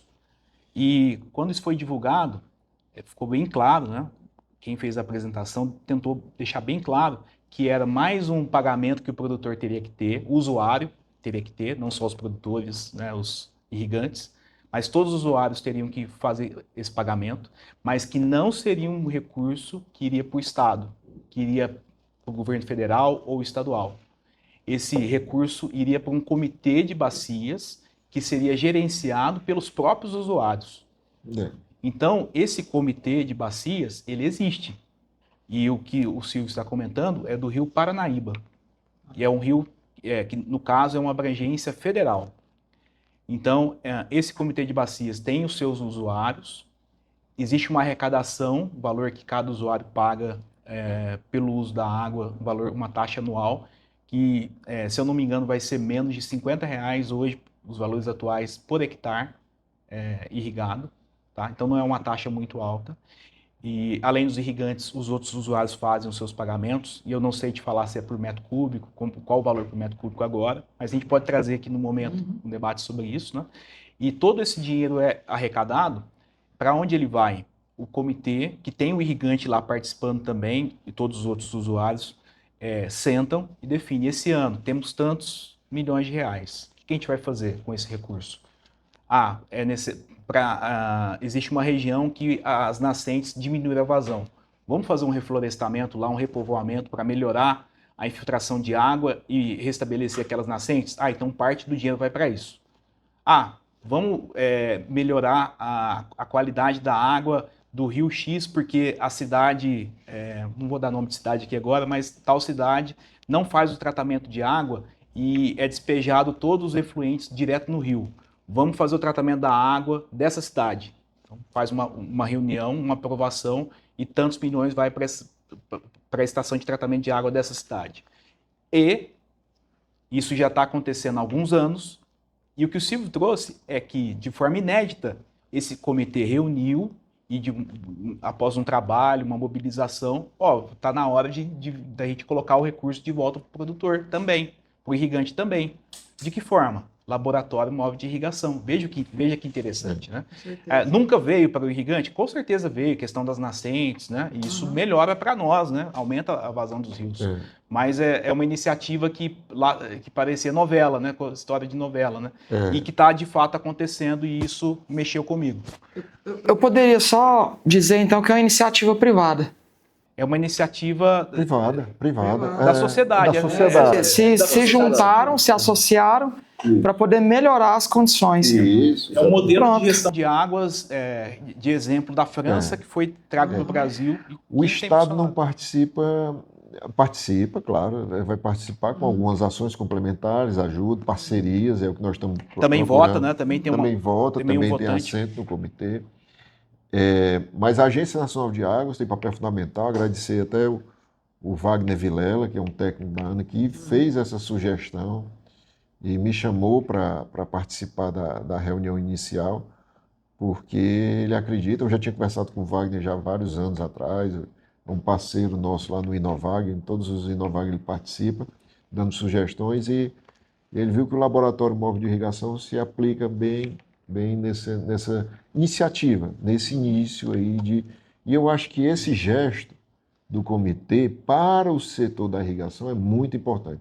A irrigação é o maior usuário da bacia, são 50% da água vai toda para a irrigação dessa bacia. A bacia tem vários conflitos em diversas regiões, e eu acho que é uma iniciativa assim, para o setor da irrigação muito importante. A gente está acreditando bastante nesse projeto. Eu acho também que o setor da indústria deveria encampar a ideia e se aproximar mais desse projeto, ajudar, porque é uma forma também até de mobilizar o setor, que existe sistema de irrigação, aquele sistema tem uma durabilidade, ele precisa ser melhorado, ele pode... E existem hoje equipamentos mais modernos, existem também revendas que podem ajudar nesse processo de modernização dos sistemas de irrigação também, né? Estamos detectando isso nas avaliações. E até na questão da modernização, a gente pode também ter isso que a gente tem discutido aqui, benefícios, subsídios para ajudar aquele irrigante que quer melhorar seu sistema, foi detectado, existe problema, mas o equipamento ainda está com um preço alto, então ele tem um subsídio para adquirir esse equipamento. Tá? Então, eu acho que todo mundo se unindo aí dá para fazer um trabalho legal. Pessoal, eu gostaria de começar os encerramentos, né? Eu acredito que o tema manejo, quando você começou a falar, você fala, cara, dá para conversar mais umas 2 horinhas aqui só de manejo, né? E aí eu quis trazer esse podcast até um pouco mais leve, então a gente discutiu outros assuntos que também acabam, por exemplo, não dá para fazer manejo se eu não tiver o sistema ferido. Não é isso? Então, a ideia que vocês fizeram, estão de parabéns, toda a organização, e o manejo ele tem que ser continuamente divulgado. Só um complemento também, Rogério.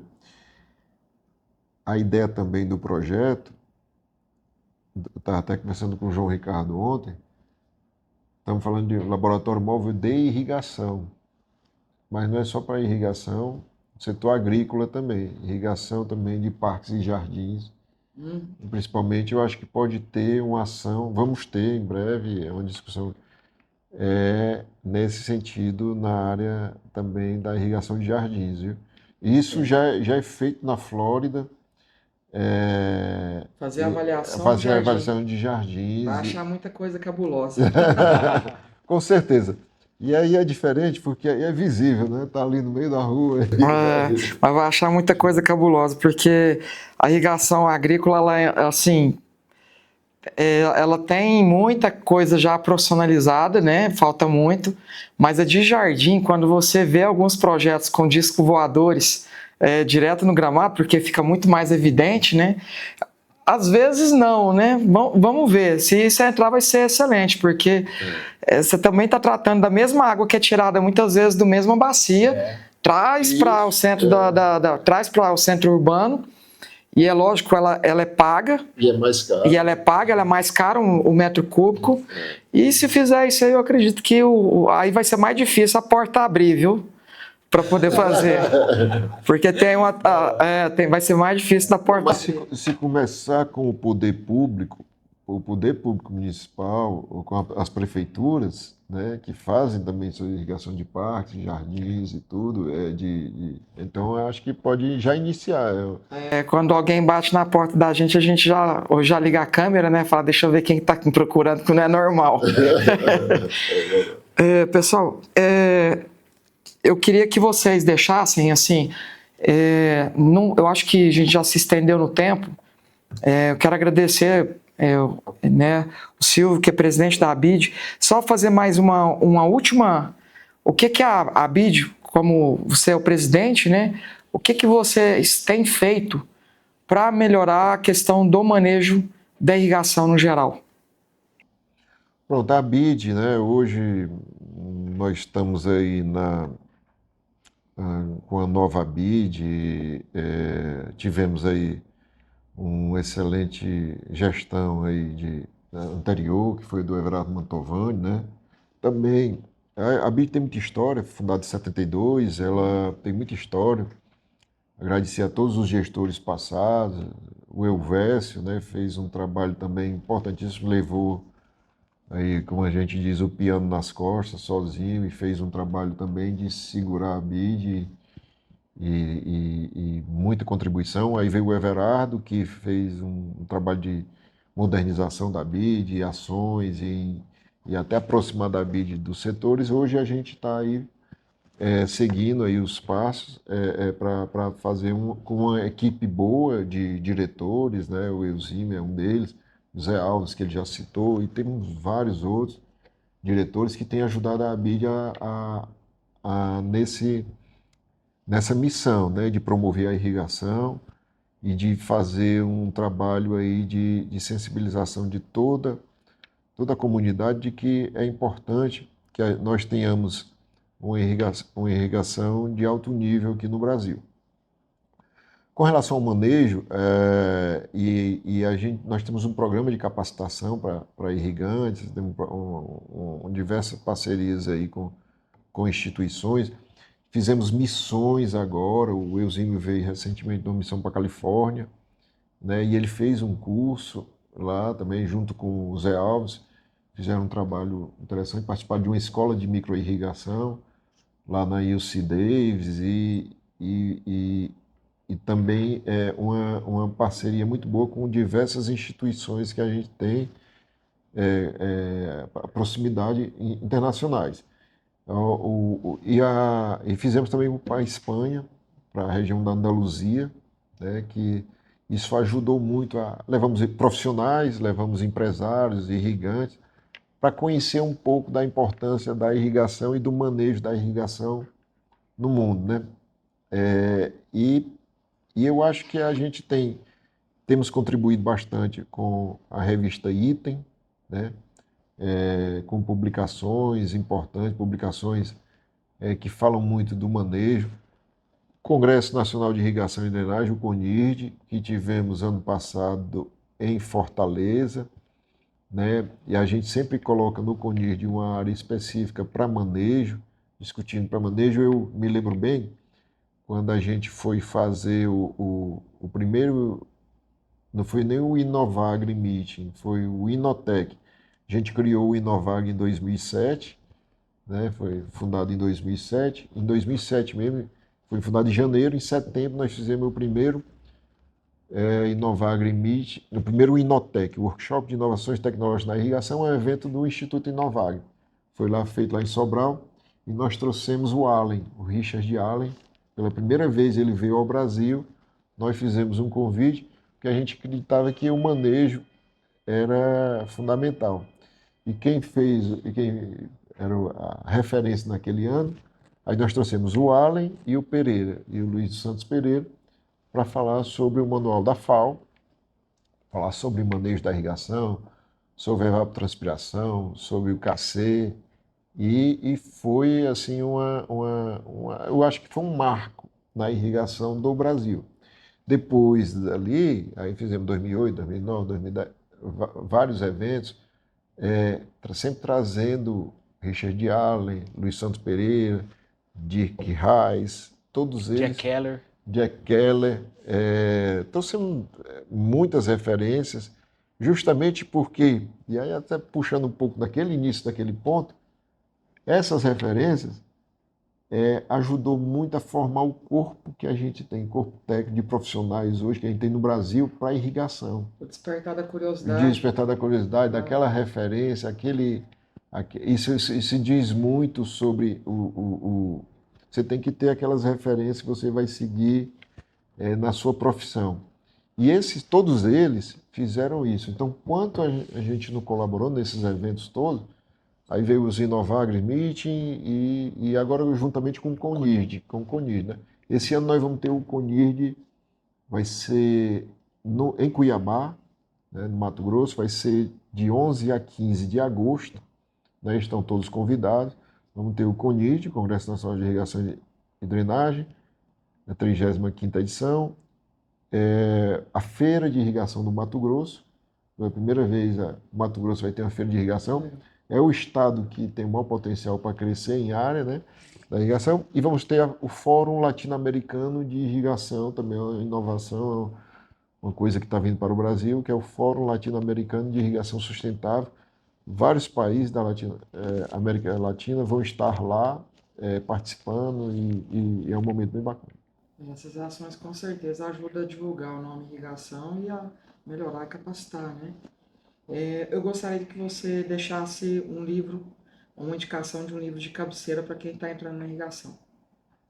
De um livro de cabeceira para quem está entrando na irrigação. Porque geralmente os podcasts falam assim, deixa um livro de cabeceira para empresário e tal. Qual o livro que você... Estou entrando hoje na irrigação, qual o livro que você indica? Não, o Manual de Irrigação. Esse é clássico, é a Bíblia. Você tem que estar com ele. Para quem vai trabalhar na irrigação, eu acho que não tem outro livro. Claro, tem outros livros que você tem, vamos dizer assim, que são ações específicas, né? Mas esse é o livro, a Bíblia, aí que você tem que estar beabá para você aprender que é a irrigação, e depois você pode se aprofundar. Mas acho que esse aí teria a gente já tivemos diversos livros, né? Desde o Olita, né? Fez o livro dele voltado para a irrigação. E aí eu acho que o manual da irrigação, Salacei e Bernardo, quando fez a primeira versão, foi muito feliz e depois foi dando essas continuidades, essas edições. Eu acho que é o livro aí de referência. Eusímio, para fechar o assunto, manejo de irrigação, ele é complexo, tem a sua complexidade. Na sua opinião, para mim começar, faz um resumo, eu tenho que começar de onde? Posso começar através de evapro, talvez seja o mais rápido, aonde que eu entraria como produtor rural para poder ter algum tipo de referência, ou quem eu deveria buscar, um site específico, só para que as pessoas que assistiram esse conteúdo até o final falam, não, então eu vou digitar aqui, vou acessar, ou então vou ligar meia-noite lá para o Eusímio para ver se ele pode me ajudar aqui. Enfim, o que você deixaria de recomendação para quem precisa, para quem irriga, e hoje a gente sabe que quem irriga precisa fazer manejo, como que ele consegue algum tipo de informação? Ótimo, não. Bem básico mesmo, quem não tem nunca fez nada, não tem informação nenhuma, o ideal seria você começar com um termômetro para você ter a temperatura média do dia. Com essa informação, numa tabela, uma fórmula, você tem uma estimativa da evapotranspiração para a sua região. Lógico que é necessário usar a fórmula correta, se você está numa região mais seca ou região mais úmida. E aí você sabe qual foi a evapotranspiração. Tá? Essa evapotranspiração seria padrão, a de referência. Com esse dado, conhecendo a fenologia da sua cultura, se a sua planta está pequenininha ou se ela está grande, você ajusta em relação à área foliar. Colocando essa evapotranspiração padrão de referência um pouco mais alta, convertendo para a sua cultura, ou mais baixa do que esse valor. Tá? E para saber se eu tenho que irrigar mesmo e quanto que eu tenho que irrigar, existem alguns softwares gratuitos que você pode lançar a mão. E aí, talvez, posso te passar o link, você colocar no rodapé. No rodapé, né? A gente teve em contato lá na Califórnia. Está em inglês, mas é bem simples. Você pode traduzir hoje para português rapidamente com os browsers da vida aí, com os navegadores, né? E chama Irrigator Calculator. Aí você lança lá as informações do seu sistema de irrigação, qual que é a vazão do sistema, o espaçamento dos aspersores, o espaçamento do gotejador, qual que é o espaçamento da rua de plantio e qual foi essa evapotranspiração que aconteceu no período que você ficou sem irrigar ou depois que choveu, né? E já te fala quantas horas você tem que irrigar o sistema, quanto tempo de funcionamento. Então esse é um exemplo bem interessante, né? Bem simples para você começar um manejo. E já passando por essa fase, tendo ali o resultado de economia de água e energia, né? Você pode lançar mão de outras ferramentas, como por exemplo o tensiômetro. O tensiômetro é um bom aliado para você confirmar, né, se o que você fez utilizando essa ferramenta, o Irrigator Calculator, se está indo bem ou não. Né? Se a água está chegando no solo de forma adequada, até a profundidade que está as raízes que você mediu. Né? Então essa seria uma maneira de você, de uma forma barata, custo acessível, iniciar o manejo da irrigação. Tá? Existem ferramentas ainda mais sofisticadas? Com certeza. E cada vez que você vai adotando mais ferramentas, é aquela proposta de você diminuindo o erro. Né? E existem empresas que são totalmente dedicadas a fazer o monitoramento da sua irrigação e o manejo dessa sua irrigação que estão no mercado atendendo o Brasil como um todo. Você pode também, quem tiver interessado, procurar. Tá? Certinho, pessoal. Deixa eu só fazer o comentário do livro. Pode fazer, desculpa, eu esqueci de perguntar qual o livro de cabeceira que você pode deixar para quem está entrando na irrigação. Eu vou ser um pouco mais específico, eu vou indicar um livro para uma cultura. No caso, falamos bastante do café, né? Estamos no ambiente aqui da Semana do Café, da FEN Café.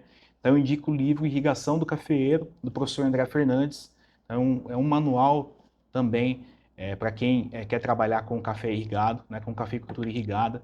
Tem informações desde dimensionamento de sistemas, até manejo da irrigação, também manejo da lavoura irrigada, né, com recomendações fitotécnicas, controle de mato, controle de pragas e doenças, até questão de colheita e etc. Tá? Então é um livro bem interessante. Certinho. Irrigação do cafeeiro.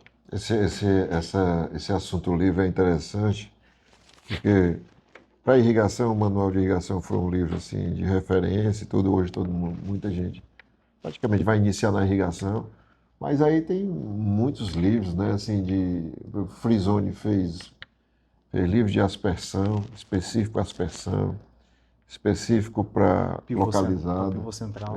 Microirrigação, específico para pivô central, né? Então, o manual ele tem todos os 3 sistemas, tem manejo, tem drenagem, tá? Então aí tem um livro assim que você... De descoberta. Agora, só que tem muita publicação muito boa, né? Que aí você pode se aprofundar. Você quer se detalhar mais sobre um setor, aí você tem essas outras oportunidades. Isso eu estou falando no Brasil, né? Porque aí no mundo aí tem... Treinar um pouco o inglês. a ZAB ela fez um livro, Irrigation, que é Hoje inteligência artificial.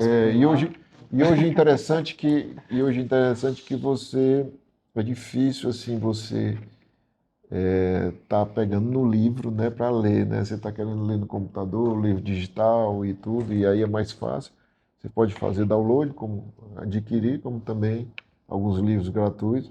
Então existe hoje um mundo. Antigamente eu me lembro quando eu fui para a Exalc, e eu chegava Estava na impressionado. biblioteca, ficava impressionado. Rapaz, tem esse livro aqui, aí ficava lá, pregava, lia o livro. Tem esses papers, né? Os papers que não tinha online, você tinha que pegar as revistas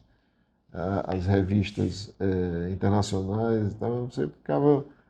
Hoje não, hoje está muito mais acessível a informação e a gente pode... Gente, eu quero agradecer o Eusímio, o professor Eusímio, tá? Por ter participado. Realmente eu fiquei muito contente com a surpresa. Eu quero agradecer ao nosso presidente, David, né? Que é o presidente de todos nós, né? Da associação, né? O Silvio Carlos, né? Muito obrigado mesmo por ter vindo, ter prestigiado aqui o nosso 3º podcast. Muito obrigado mesmo. Se vocês quiserem deixar suas considerações finais sobre o tema ou qualquer outra coisa, já fica livre e aí a gente encerra o nosso podcast. Não, eu que agradeço aí todo o trabalho que você tem feito, né? Eu acho que o Doutor Irrigação hoje é uma referência que todo mundo conhece e está crescendo. Fico muito feliz de você estar crescendo, tendo todo esse sucesso. Conte conosco aí para o que precisar. Agradeço ao Eusímio, a surpresa eu agradeço ao Eusímio. Ele me pegou no hotel e disse, vamos ali para fazer... Então eu acho que para mim foi uma surpresa e um ganho que eu tive aqui, além do evento, né, de participar do evento, estou participando aqui desse podcast. Parabéns. Obrigado.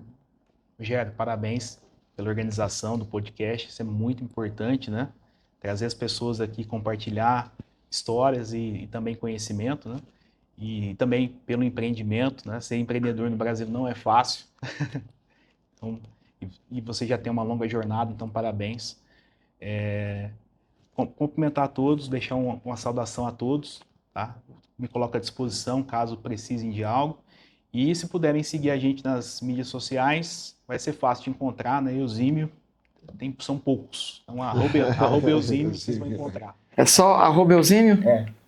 Quer deixar algum endereço digital também? Sigam a BID também, o Inovagre. Sigam a BID, cada vez mais buscando associados, pessoa física e pessoa jurídica. Participem das ações, vem muita coisa boa aí para a BID. Pelo Inovagre também, o Instituto Inovagre, temos o Inovagre Centro-Oeste.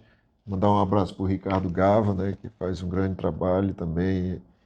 E estamos à disposição aí. Eu acho que a irrigação tem muito a crescer no Brasil, muito a crescer, é só um caminho aí longo aí para a gente trilhar e fazer um trabalho fantástico. Certinho, pessoal, muito obrigado. Eu olho aqui agora para essa câmera e digo o seguinte: se você chegou até o final, gostou desse podcast, compartilha com o seu amigo, aperta o dedão lá, compartilhar, curte, comenta e pergunte. As perguntas fazem as coisas mudarem também, faz a gente questionar. Então é isso, obrigado por ter ficado até o final. Gente, muito obrigado, até mais. Obrigado.